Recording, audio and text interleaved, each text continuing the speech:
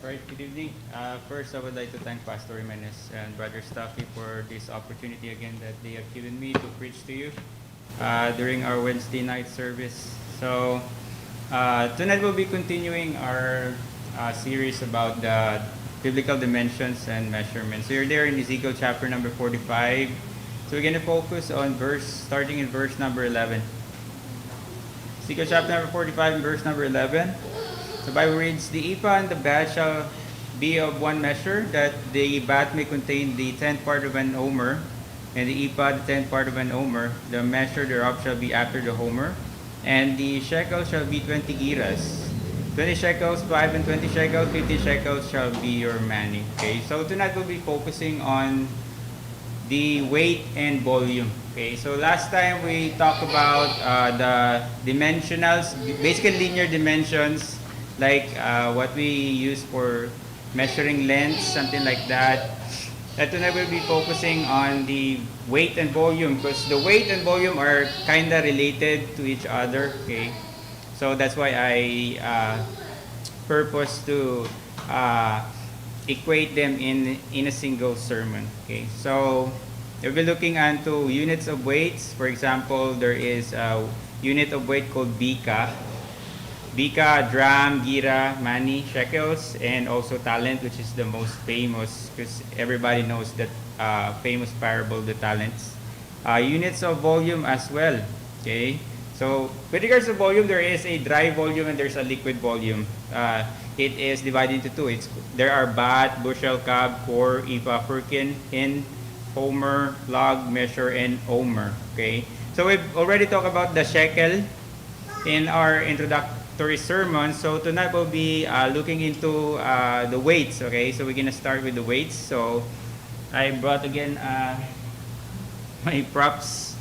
Okay, so what is a weight? Okay, so basically weight is, the scientific definition is the action of gravity upon a mass. For example, your body in the earth is being acted by gravity. That's why we have weight. But if you are in outer space, hopefully nobody in here believes in the flat earth. Now, if you're in the outer space, you're floating because there's no gravitational pull.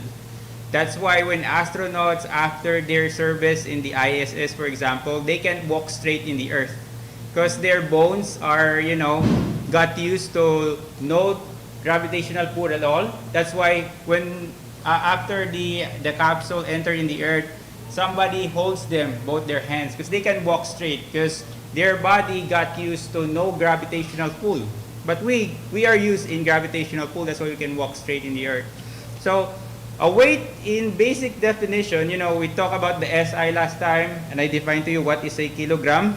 A very complicated definition, right? So SI has three definitions of the weight as well. So the standard for a base weight for SI is the kilograms. Okay, it's not the grams. Even though it's called kilograms, it's like it's going back to the gram. To the base weight for the SI is kilogram. Sorry. Okay. So what is a kilogram? Now I don't want to read to you the definition of SI in kilograms because it's too complicated. It doesn't make sense at all. But first definition they have. First definition is pretty simple. Okay. So the weight in kilograms is 1 liter of water in frozen state. Okay, in a frozen state. For example, if this is frozen, then if it's 1 liter, then it is equivalent to 1 kilogram. Okay, so that's why if you don't have a scale in your house, you took this bottle. I was trying to look for 1 liter. I can find 1 liter. It's 1.5. So if it's 1.5 liters, then absolutely, if we put this in a weighing scale, it would equal to 1.5 liters as well. Okay, 1.5 kilograms, because that's how being equated in SI. Okay, but the Bible is not SI. Unfortunately, it is written in the Imperial British. Okay, so we're in the imperial unit. So the equivalent would be the pounds, for example.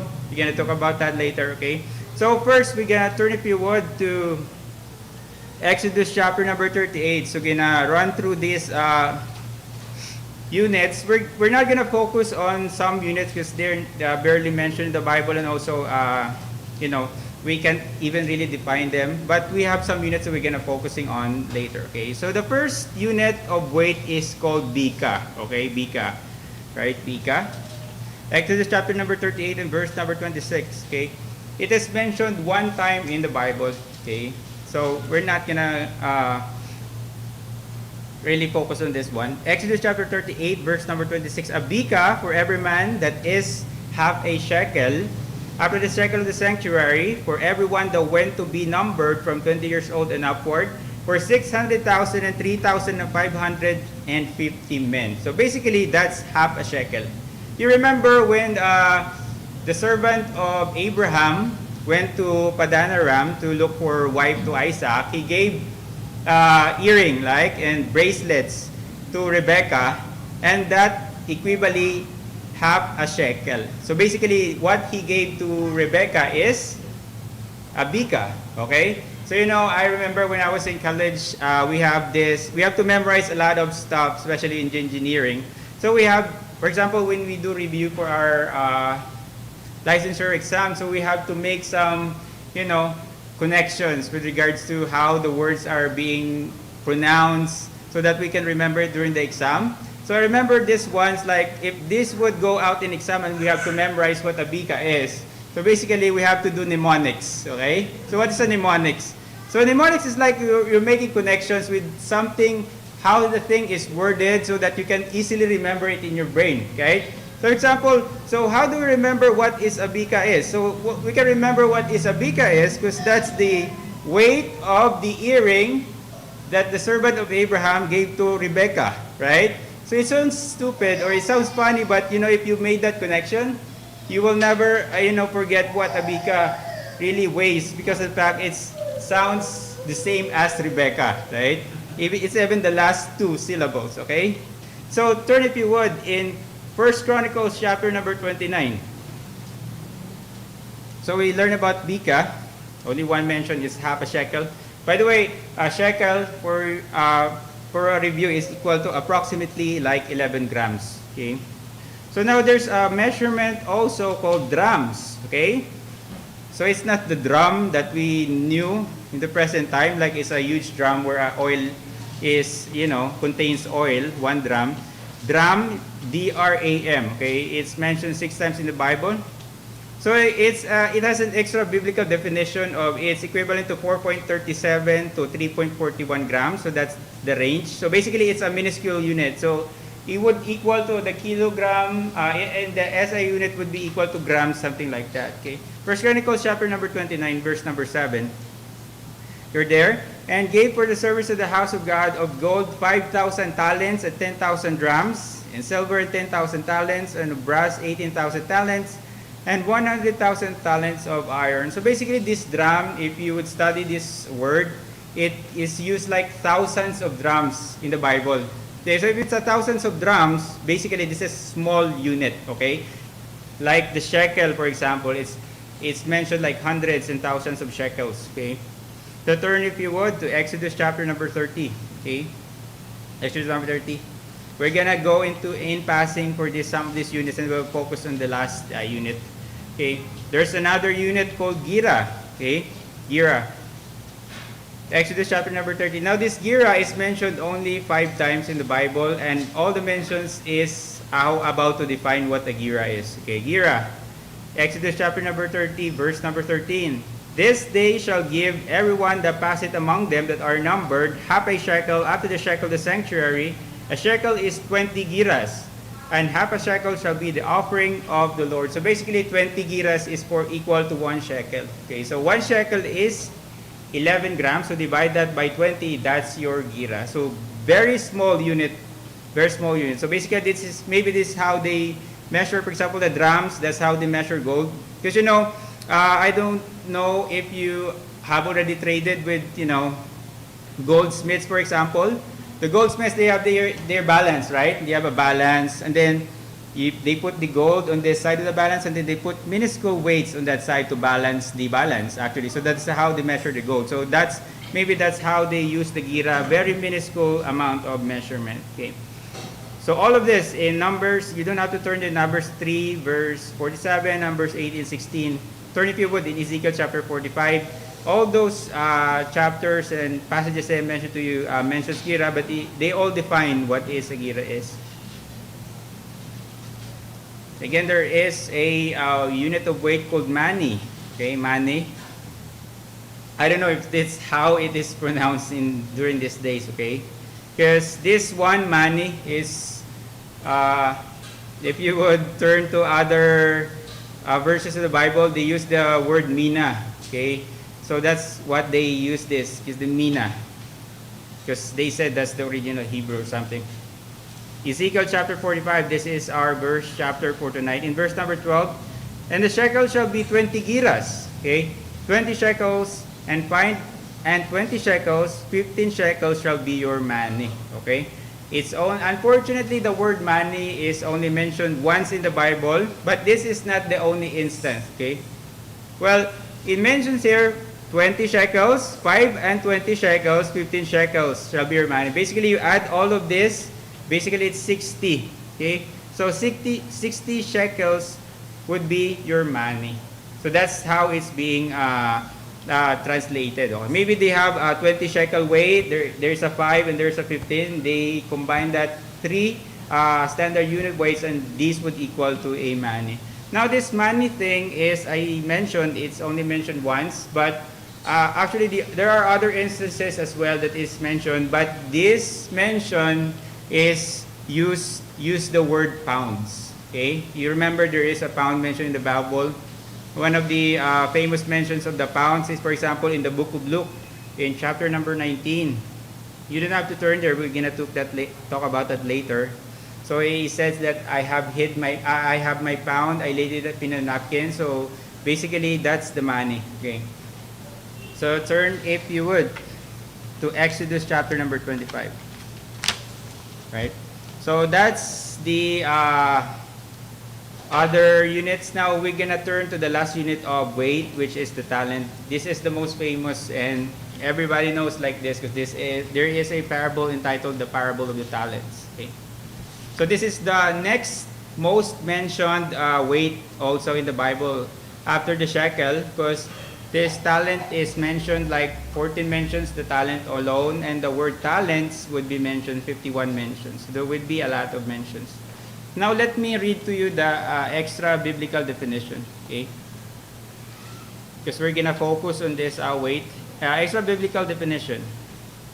The talent was a unit of weight that was introduced in Mesopotamia at the end of the 4th millennium BC and was normalized at the end of the 3rd millennium. During the Akkadian summer phase, divided into 60 minas or 3,600 shekels. In classical antiquity, the talent, or called the Latin talentum, or from ancient Greek talanton, scale, balance, or sum is the meaning, was the heaviest of common weight units for commercial transactions. An Attic weight talent was approximately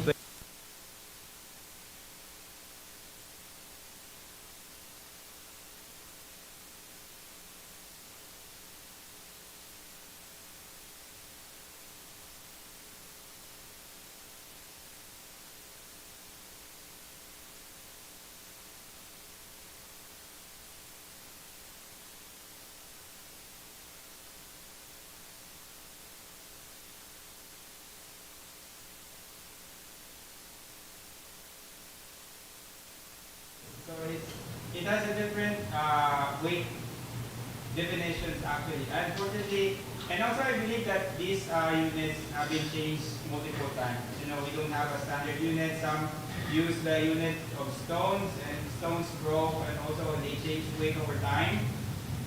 So we have a different set of ranges of weights. Now, we're gonna define what is a talent in the Bible, okay? Because I said we're gonna focus on this unit of measurement, and let's see what it really weighs. Because I don't see, I don't trust these units, unfortunately, because they are not consistent with each and every one of them. So let's see from the Bible what is really. We can do an approximation. What really is the weight of a standard talent? Okay, so you're there in Exodus chapter number 25, right? Exodus chapter number 25. So let's see. Starting in verse number 37. And thou shalt make the 7 lamps thereof, and they shall light the lamps thereof, that they may give light over against it. And the tongues thereof and the snuff dishes thereof shall be of pure gold. Okay, so the material that is being used is gold. Okay, of a talent of pure gold shall he make it with the vessels, and look that thou make them after their pattern, which was showed thee in the mount. So basically, these the candlesticks, right, and the vessels is made of pure gold, and the weight of it is a shekel. So basically, a single shekel, that's where these ornaments are being used. Now, we can't really figure out what is this, but we can figure out like the candlestick, the how do you call it? Snuff dishes. Yun. So that's is composed of a single shekel. Now, it's, as I said, it's quite difficult to imagine what these are because we don't have dimensions. Only the pattern that was given to Moses by God. Okay, so but we can get an approximation. Turn, if you would, in 2 Samuel chapter number 12. 2 Samuel chapter number 12. So here is the interesting part. Okay, 2 Samuel chapter number 12 in verse number 30, starting in verse number 30. And he took the king's crown from off his head, the weight whereof was a talent of gold, with the precious stones, and it was set on David's head, and he brought forth the spoil of the city in great abundance. So now we have a clear picture, right? So the weight of the king's crown is a talent of gold, right? So if you would imagine, when we were kids, we used to draw the crown, something like that. So this is not the crown like they gave in Miss Universe, something like that. That's a tiara, okay? That's pretty small, okay? So what we see the crown in here is like what the crown they wore when, the King of England, something like that. The Pope, for example, wears a crown, something. So we can see that's huge, right? But the definition, the worldly definition of this talent, they said the smallest would be 27 kilograms. Now, if with 27 kilograms, it would be too hard to put in your head, right? You can't really move. Even 5 kilos would be hard, okay? But the average weight would be 1 to 2 kilograms. I think that's viable, to wear in your head. Because, the kings don't really move a lot. They sit, and then they just listen. So, I think this is a conservative number. It's 1 to 2 kilos, okay? Let's turn, if you would, in Revelation chapter number 16, okay? Revelation chapter number 16. So, now we can see what is a talent in the Bible looks like, okay? How it weighs, right? So, it's like a crown of a king. Revelation chapter number 16. So, this is the latter part, okay? This is when God's wrath are poured. And there fell upon men a great hail out of heaven. So, the hail from heaven, every stone about the weight of a talent, and men blasphemed God before the plague of the hail, for the plague thereof was exceeding great. Now, we as saved individuals, we don't really care about this, hail falling. We only read this thing because, we're not going to tribulation. We're not going to the wrath of God, okay? So I might sound like a preacher right now, but, I misspoke. We're not going through the wrath of God, okay? So these things like a hail falling from the sky, we don't really care about that, right? But we would equate this from the talent definition in, 2 Samuel chapter number 12, we can see that this is really a big deal, Crowns, like a crown, this is 1.5 kilos, okay? Imagine 1.5 kilos of frozen ice falling from, from the sky, right? This would break your head, or this would break in your head, okay? But, for example, if you can imagine stray bullets, for example, during Christmas, there's a lot of stray bullet incidents that's happening. Even though a bullet is like 5 grams of a weight, half a shekel, okay, a bika, for example. But if it fall from the sky, if it acted upon gravity, it would equivalent to a brick dropped from a 16-story building, okay? A brick dropped from a 16-story building. Imagine this being dropped a 16-story. Now, the difference with this and a bullet has a smaller surface area, okay? That's why a smaller surface area would penetrate your skin. You would break your, it would penetrate your skull. That's why stray bullets, for example, are really fatal cases. It's because of the fact that it's a small thing, but it has a small it's a small surface area that way it would penetrate to your skull. So turn, if you would, in Matthew chapter number 18. So you see that in Revelation, that's how big the hailstones are. That's why people blaspheme God, because the plague is exceedingly great.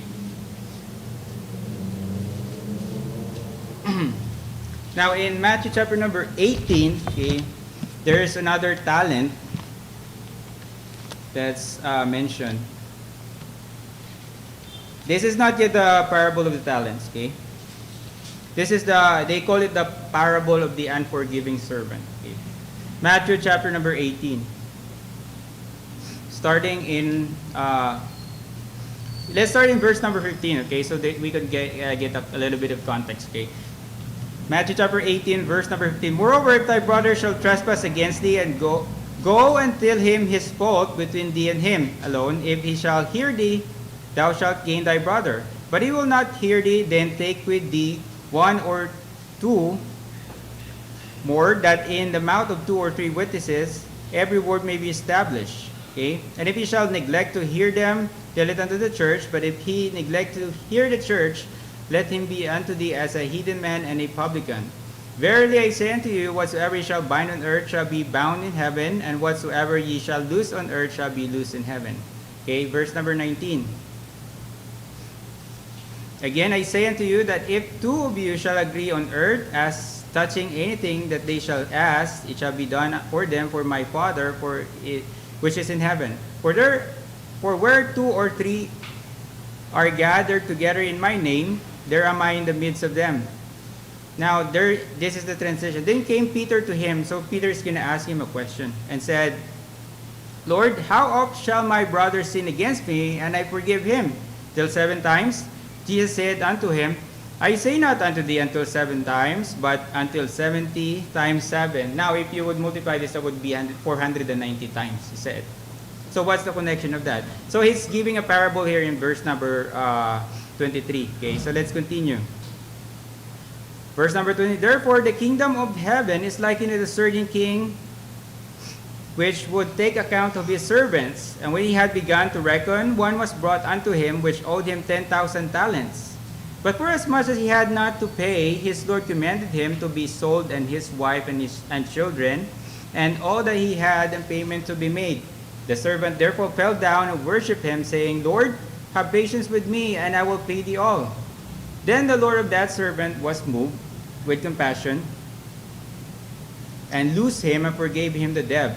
But the same servant went out and found one of his fellow servants, which owed him 100 pence. Okay, remember the value, and he laid his hands on him and took him by the throat, saying, Pay me that thou owest. And his fellow servant fell down at his feet and besought him, saying, Have patience with me, and I will pay thee all. And he would not. So went and cast him into prison till he should pay the debt. So when his fellow servants saw what was done, they were very sorry, and came and told unto their Lord all that was done. Then his Lord, after all that he had called him, said unto him, O thou wicked servant, I forgive thee all that debt, because thou desirest me. Shouldest not thou also have had compassion on thy fellow servant, even as I had pity on thee?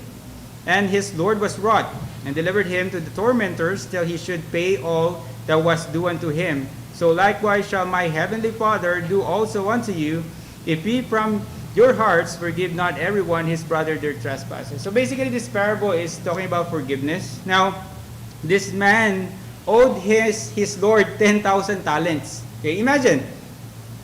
A talent is a way of a crown, and then he has a debt of about 10,000 talents. I was reading this and I was thinking, where did he use all that money? 10,000 talents. That's a huge amount of money. Okay? Now, we can't really imagine what is a 10,000 talents, right? As you know, our currency right now is different from a talent. But turn, if you would, to Esther chapter number 3. So let's see, let's look into perspective. What is equivalent to the amount of 10,000 talents in the Bible? Okay, so there's another equivalent value of that amount, 10,000 talents, in Esther chapter number 3. Okay, this is where, as for the context, this is where Erman wants to kill all the Jews. Okay, he told Ahasuerus in verse number 9, Esther chapter 3 in verse number 9, if it please the king, let it be written that they may be destroyed. He's talking about the Jews. And I will pay 10,000 talents of silver to the hands of those that have the charge of the business, to bring it into the king's treasury. So basically, 10,000 talents is the worth of money you have to pay to exterminate the Jews all around Ahasuerus' kingdom. So that's how huge it is. 10,000 talents of silver. Okay? Now, in New Testament, it mentions only 10,000 talents. We don't know if it's a silver, but 10,000 talents, around that time, maybe it's almost same amount. Okay? With regards to, the weight. But in the amount, maybe it depreciated. Okay? So turn, if you would, in 1 Kings chapter number 16. Okay, so that's the amount to exterminate all the Jews in Ahasuerus' realm. 10,000 talents. Now, let's look at the minuscule amount. Let's say 2 talents of silver. Okay, turn, if you would, in 1 Kings 16. Now, there's a story in 1 Kings. Like this guy, I forgot the name of the king. Okay, he reigned 7 years. No, not 7 years, but 7 days, okay? Because after Jeroboam, there's killings, and then servants killing their master. Now, this guy Zimri, the guy's name is Zimri, okay? So he killed his master Elah, okay? The son of Baasha, I think that's the name of his father, who also killed the son of Jeroboam named Nadab, okay? So Zimri killed Elah, and then Zimri reigned in Israel, proclaimed himself to be king, but people doesn't want him to be king. So they took this guy Omri, which is the captain of the host, okay? This is the father of Ahab, Omri. And then they rounded him up in Tirzah. That's the capital. That's the former capital of Israel, Tirzah. And then when he saw that nobody's with him, he burned down the palace of the king. So this is where the story left off, okay? 1 Kings chapter 16, starting in verse number 23. In the 31st year of Asa, king of Judah, began Omri to reign over Israel 12 years. 6 years reigned he in Tirzah. So that's where he reigned in Tirzah, 6 years. And he bought the hill Samaria of Shemer for 2 talents of silver, and built on the hill, and called the name of the city which he built after the name of Shemer, owner of the hill Samaria. So that's where we got the name Samaria, the next capital of Israel, Samaria. It's a hill. So basically, the hill cost 2 talents of 2 talents of silver. So now we have a really perspective, a small perspective. We can imagine now a hill cost like 2 talents of silver. Okay. So going back to that parable, okay, the parable of the unforgiving servant. So he owed his master 10,000 talents. So basically, that would equivalent to 5,000 hills. Okay? So you don't work like a daily wages maybe of talent. Because in the Bible, a day's wages would be 1 penny. Right? So, for example, he owed his master 10,000 talents. And if he pays that 1 talent per day, for example, if he pays 1 talent per day, that would cost him 27 years to pay. Because that's 10,000. If he worked daily, 365, 10,000 divided 365, that would 27.7 years alone to pay. And his servant owed him 100 pence. 100 pence is only 3 months worth of work, daily work. No Sunday leave, for example. He would work 3 straight months, for example. He can pay the debt. But his debt, he would be working 27 years without stopping. But his master forgave him. Now, this parable is given to us, right? We are servants of God. Now, imagine this only 3 months worth of, a daily wage, and then 27 years worth of, we don't even know if it's a daily wage, which is bigger than a penny talent. For example, your brother who offended you, he says, even 490 times he offended you, just forgive him, right? Because this example here, he even forgave you for 10,000 talents of silver, and I couldn't even imagine where did he spend all this money. And I can see that his master is really, he's a really rich guy. Because even, can you imagine you can lend somebody 10,000 talents of silver? He could purchase 5,000 hills with that amount of money. He can purchase the whole island of Bohol, because how many hills are there in Bohol, right? This is 5,000, right? So this guy is, this parables remind us, for us that, even though we don't really deserve to be forgiven, how many years we would work for that, because the Bible says hell is eternity, yet we are forgiven by God, but yet we, in ourselves, somebody, a brother, offended us, and we can really forgive them for these simple things like they did. In this case, like a 3-month worth of salary. Okay, so now this I mentioned earlier that this talent, we're gonna focus this later. The parable of the talents. I purposely to not to touch on this part of the sermon in the middle part. So we're gonna deal with this in the later part. But I'm gonna explain to you that this talent is also used as a pound in the Bible. Okay, that's why I'm leaning towards the part that it's like a 1 kilo or 1 to 2 kilos, something like that, equivalent of weight. It's because of the fact in the New Testament, in the book of Luke, in chapter 19, it is mentioned as pounds. Okay, so a kilogram is equal to 2.205 pounds. Something like that. So that's one of the things that I will never forget, because I memorized that 1,000 times during college. So it's really close. Okay. So turn, if you would, to Ezekiel chapter number 45. So that's the weight in the Bible. Okay. So those are mentions. Now let's go to volume. Okay.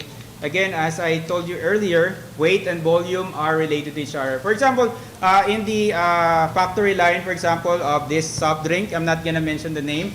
Okay, so in the factory, in the assembly line, for example, or in the industrial line, they don't have a meter stick. Put a 1 liter, stick there and say, hey, it's 1 liter. That's enough. You're gonna close the valve. No, it's automatic. Okay, so this one, imagine if you saw the mega factories in YouTube, for example. This one goes like this fast, and then they would fill it, and there's a weighing scale underneath it. The density of this soft drink would be calculated, and if it reaches certain amount of weight, it would shut off. That would equal to the certain amount of liters. Okay, so they don't have a really manual way of taking that. So volume and weight are related to each other. Okay, so let's go to volume.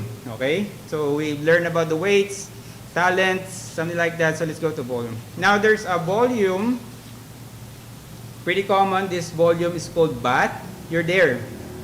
Where I told you to turn to Ezekiel chapter 45, right? So in Ezekiel chapter number 45, there is a very peculiar chapter. As I mentioned earlier in my previous sermons, because this chapter, it mentions a lot of weights, and it defines also some of the weights being integrated to each other. Okay, for example, we remember in the imperial units we have 1 feet, right? And then we know that 1 feet is equal to 12 inches. And then we have the cubit, something like that. Now these units in the Old Testament, they have a separate unit of weight for a liquid and for a dry volume. Okay, so let's go for the bath. Ezekiel chapter 45, verse number 11. Okay, Ezekiel chapter 45, verse number 11. The ephah and the bath shall be of one measure. So ephah and bath, they're of the same measure. Okay, that the bath may contain the 10th part of an omer, and the ephah the 10th part of an omer. So both of them are like 10 of them. 1 homer is equal to 10 baths and equals to 10 ephah as well. The measure thereof shall be after the homer. So their base unit would be the homer. So they are derived from the homer. Okay. Turn a few verses later in verse number 14. Okay. Ezekiel chapter 45 and verse number 14. Ezekiel 45 verse number 14. Concerning the ordinances of oil, the bath of oil. No, the bath is used in oil. Okay, so it's a liquid volume. You shall offer the 10th part of a bath out of the core, which is an homer of 10 baths. For 10 baths are an homer. Okay, so it defines again what is a bath. It's 10 baths is equals to 1 homer. Now, another weight in the Bible is ephah, right? Ephah is also one of the most mentioned units. But we have already read about ephah. We're not going to define it. It's equal to a bath, but it's a dry unit of measurement. For example, we have I don't know what you call it, palay, for example. We measure the palay, right, in kaban, something like that. So that's a dry measure, but it's still a volume, because sometimes the palay would be it has a lot of moisture content, so it would be heavier. And sometimes if you dry it, it loses its moisture content, that is lighter. But if you would use the same container to measure that, that still would be a same measure, okay? But the weight is different because the other one has a lot of amount, while the other is sparse because it has a lot of moisture in it. So that's the difference. So IPA and BAT are the same, but they are used in dry. The IPA is used for dry barley or wheat, and then the BAT would be oil, and then wine as well.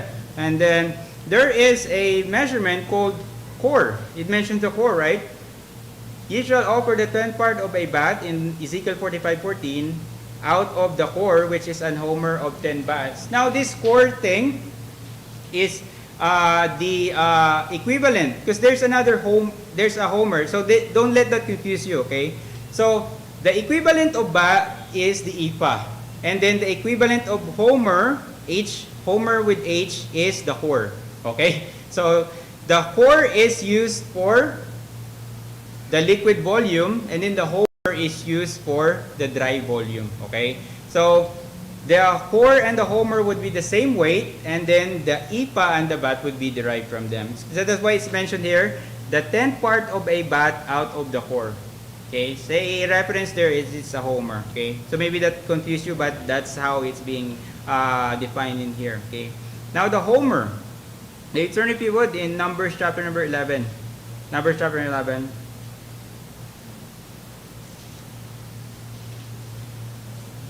So it's mentioned 11 times, 12 times, homer and homers. Okay, this is used for dry volume.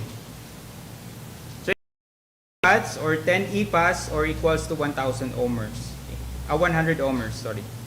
Okay, so this is the story. I mentioned this story in my previous sermon. This is where they, they have a lot of quails in the camp of Israel. So let's read that, Numbers chapter 11, verse number 32. Then the people stood up all that day and all that night and all the next day, and they gathered the quails, and he gathered these.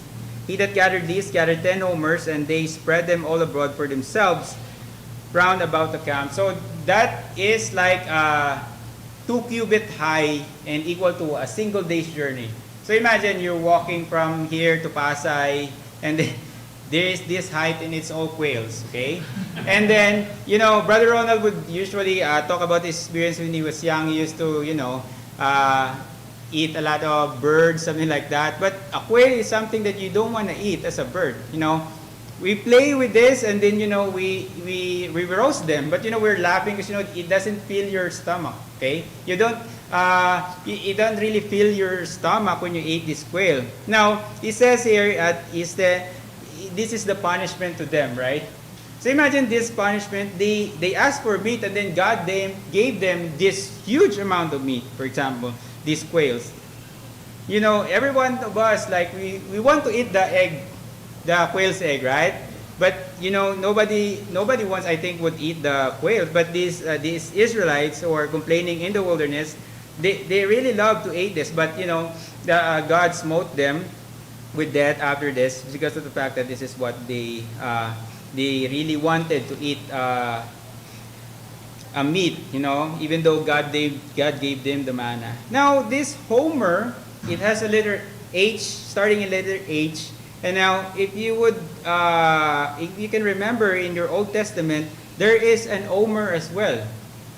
There's an omer. Now this homer and this omer, they are not the same unit. Okay, they are not the same unit. Okay, turn, if you would, to Exodus chapter number 16. Okay.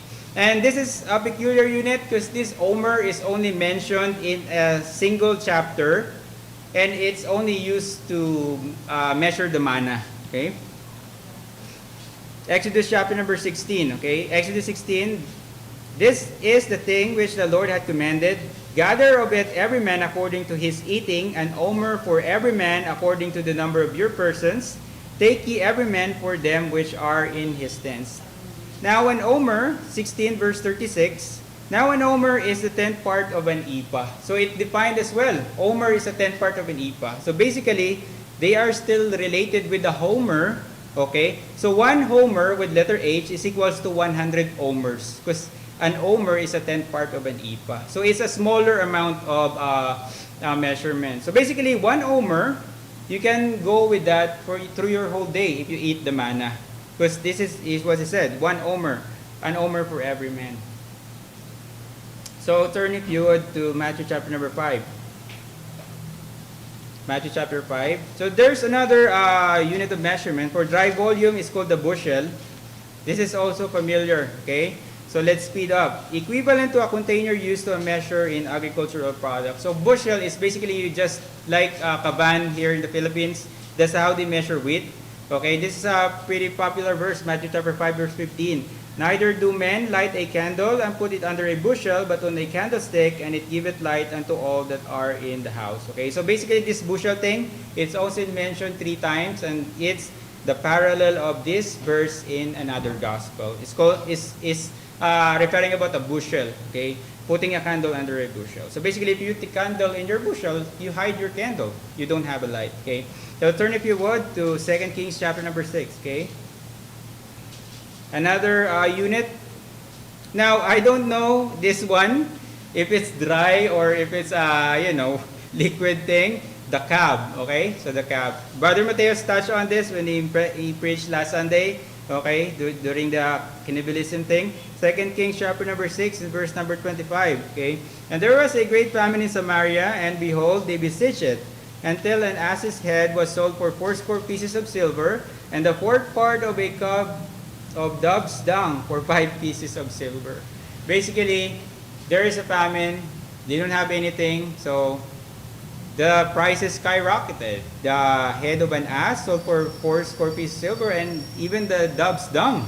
Okay? This is an unpleasant subject.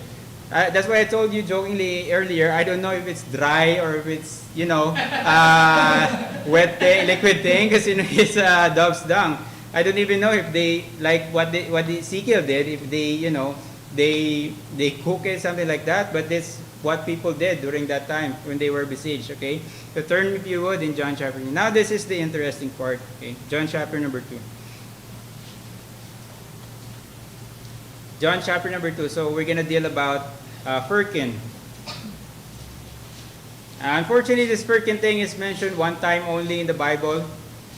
And also, this is a translated unit. Now, the original word, as he said, we're going back to the Greek, is metrites, okay? Metrites.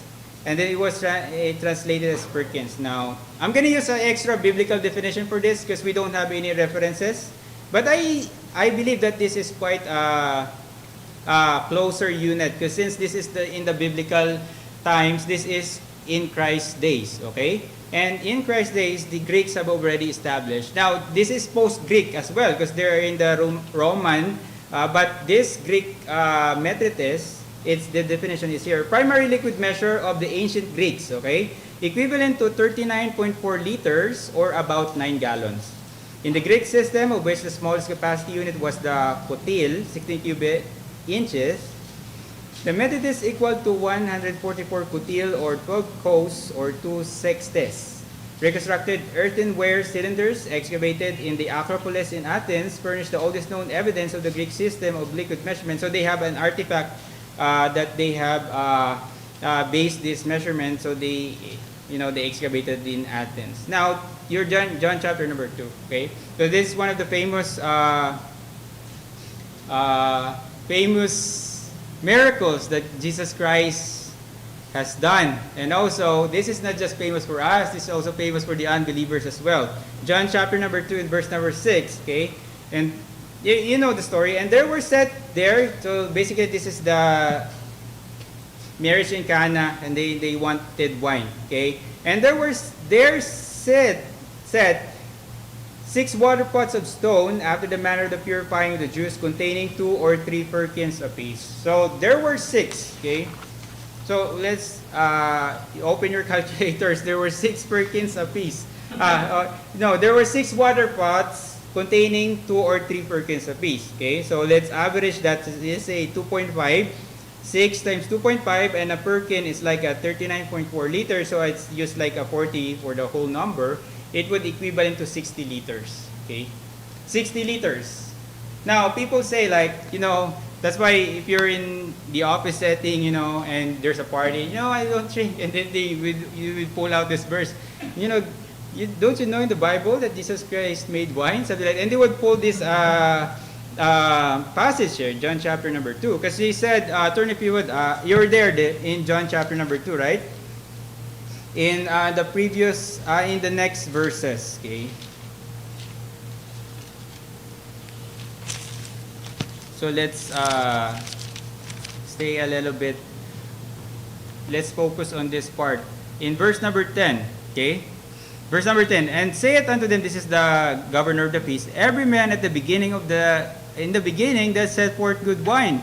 And when men will drunk, see, men are drunk, then that which is worse, but thou hast kept the good wine until now. So they say, see, there is wine and then men are drunk, right? So that's what they pull out, and they say, Jesus Christ had really made an alcoholic drink. But this is not just, this is not drunkenness as people would say. This drunk thing is, we're using the 1769 revision, okay? No, I think nobody uses the 1611 right now, right? Because if you're using a 1611 version in your Bible tonight, your drunk in that version would has a letter E in the end. Drunk, okay? Because that's the old English. And that drunk thing is the past participle, okay? Sorry about that. Past participle of the word drink. So basically, people will drink. Because if you're drunk, you're not feeling well, right? Have you seen people that are drunk? They're not feeling well. They're vomiting, right? They're stumbling, right? This word drunk, even if we would, turn if you would, in Leviticus chapter number 11, this is the first mention of this word drunk. This doesn't even mean about being drunken, okay? So let me turn myself in Leviticus chapter. I don't have it in my 11 verse number 34, okay? 11:34. That's the first mention of the word drunk. 11:34. All of all meat which may be eaten, that on which such water cometh, shall be unclean, and all drink that may be drunk, okay, in every such vessel shall be unclean, okay? Drink that may be drunk, okay? So this is not talking about even about drunkenness, right? So that's even the past participle. So you're just interpreting the Bible wrong. This is the grammar thing that you don't understand. So let's go back. So if that's their interpretation, everybody in the party was drunk, and then God would give them another 600 liters of wine for them to be drunk. I mean, if you saw people who are drunk, they don't drink a lot after they are drunk. If they're drunk, they do stupid things, they talk a lot, something. That's what they do. They ramble outside the bar. That's what they do. They don't drink more things, okay, more wine after they're drunk, okay? So that's like, I'm going to lead this to you. If you would take this down, 1 Samuel chapter 30, verse number 12, okay? That's when David, they were catching this guy, because, they were going war with the Philistines, and then they saw this Amalekite, this Egyptian, okay? And they said, they gave them water to, he didn't drink water, okay? For how many days? That's in 1 Samuel. If you're not convinced, take this also. 1 Samuel chapter number 1, verse 9 and verse 15. Read that for yourself, because that's talking about Hannah. Because, Hannah, Eli thought he was drunk, but she was not drunk, okay? So, I'm gonna leave that to you for you to see, okay? Then another volume that was used would be hin, okay? Exodus chapter 29, turn if you would, Exodus chapter 29, okay? This hin is used to measure the amount of drink offerings, okay? Exodus 29, verse number 40, and with the one lamb, a tenth deal of flour mingled with the fourth part of an hin of beaten oil, and the fourth part of an hin of wine for a drink offering. So basically, that's an hin, okay? It is also used about Ezekiel when he's drinking. His drink for a single day was a sixth part of an hin. Okay, approximately like 0.61 liters. So that's the only amount of water he drank for the whole day. Okay. Another volume unit would be log, Leviticus 14. And this log as well is interesting one because it's only mentioned in Leviticus 14, single chapter, and it's not mentioned anywhere in the Bible. Okay, so they said it equals to one hin is equal to 12 logs, so it's related to hin. And also, this is what they're gonna use. It's a smaller unit because the poor, if they don't have really something to offer, they only required to offer this one in Leviticus 14:21. And if he be a poor and cannot get so much, then he shall take one lamb for a trespass offering to be waved to make an atonement for him, and 1/10 deal of fine flour mingled with oil for a meat offering, and a log of oil. Okay, so that's the only unit. That's the only amount that he is required. Okay. Now there is another unit called measure, but basically the measure it differs from place to place. Because if they have smaller measure, some places have bigger measure, for example. But in Route 315, also he said, "Bring the veil that thou hast upon thee, and hold it." And when she held it, he measured 6 measures of barley and laid it on her, and she went into the city. So basically, that's what the amount of Boaz gave to her: 3 measures of barley. Now, I'm gonna skip some of the materials for the sake of time. So turn, if you would, in Matthew chapter 25. Okay. So this is now the parable of talents, right? Matthew chapter 25. Now these are the units. Now we didn't touch about the units of currency. For example, there is a penny. We touched about a penny, right? A day's wages. Now there's a thing called farthing and a mite. Basically, 2 mites is like 1 farthing. So it can purchase like 2 dogs. If you have 2 farthings, you can purchase 3 dogs. It's a small amount of money. Okay, so that's what it is for the units of currency. You can go through that with our New Testament reading. Okay, closing. Okay, so we're not gonna end this series. I'm gonna prepare another sermon out of this series so that we can reconcile, or we can go back through some important points about the units and how it is important in our Christian lives. But we're gonna talk about this in closing, this most famous parable. Okay, the parable of the talents. You're there in Matthew chapter number 25, right? Matthew chapter 25. Now, we talk about a lot of units, and then maybe some of you don't remember any of them.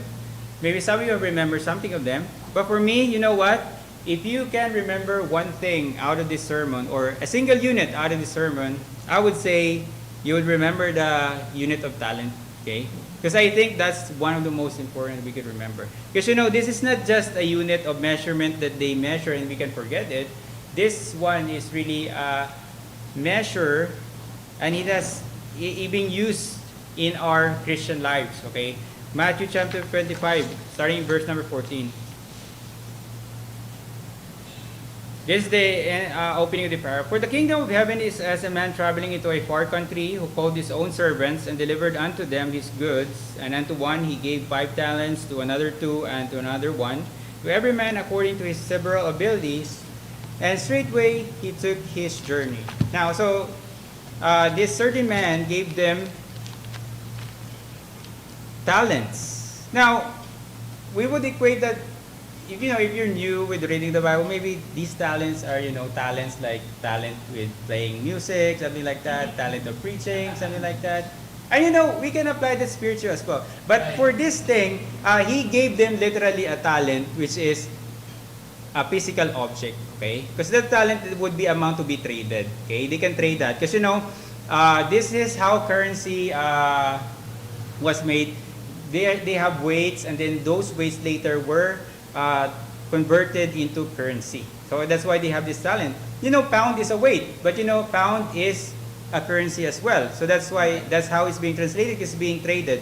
Now, these guys, they were given talents. So he said the one, he gave 5 talents, and the other, he gave 2, and to another man, 1, according to his several ability. Now, you as individuals, you're listening to me tonight. Maybe you have 3 talents, okay?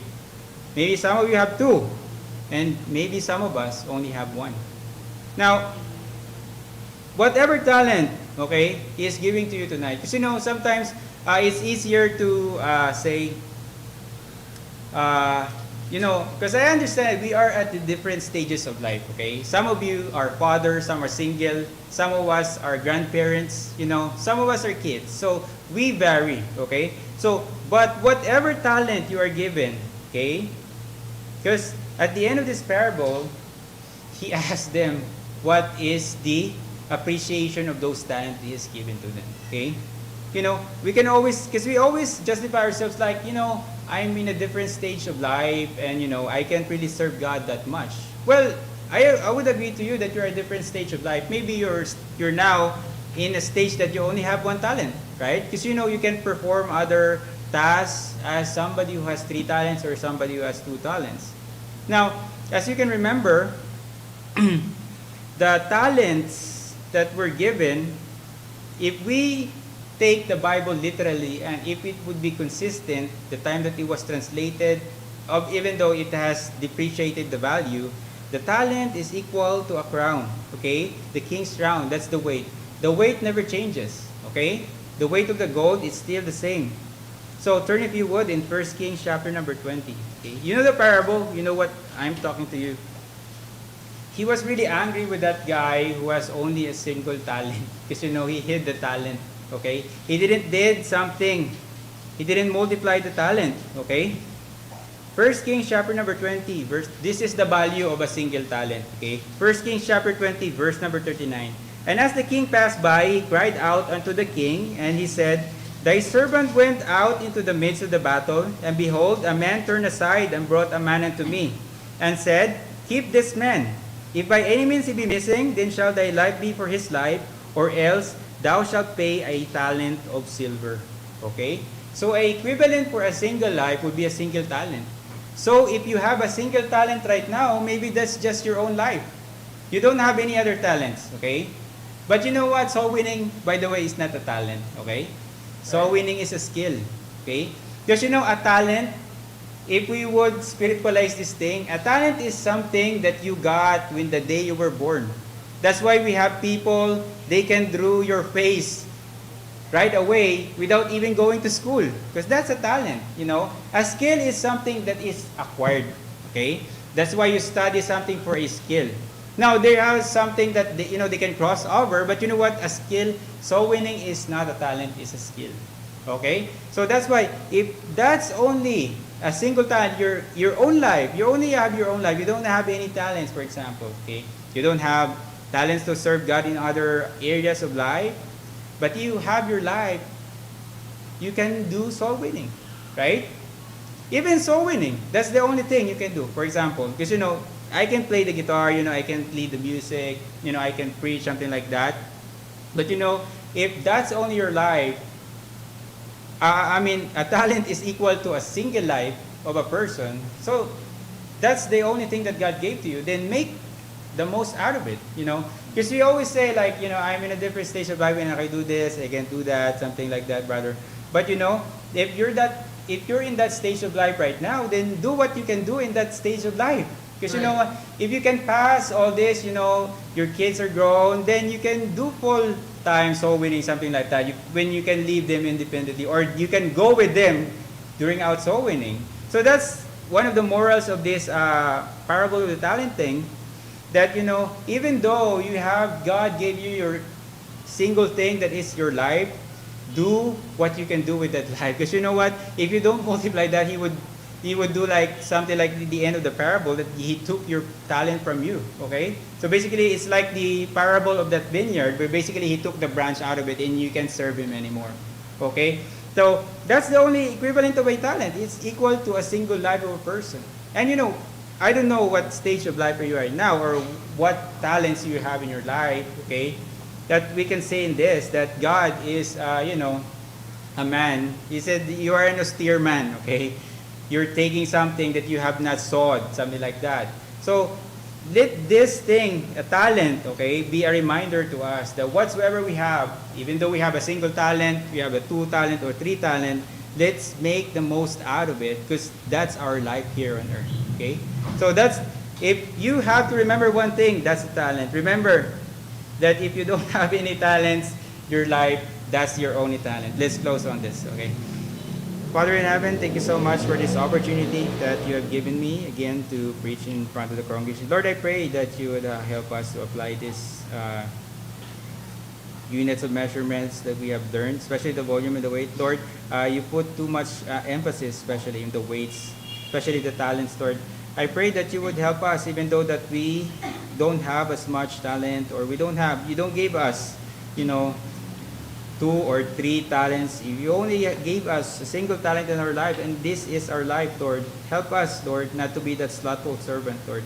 Help us to multiply what you gave us, Lord, to serve you, that in your return, we can say that we are not a slothful servant, but we are a fruitful servant, Lord. Help us as we separate ourselves in our separate ways tonight and bring us back in our Sunday services. In Jesus' name we pray. Amen.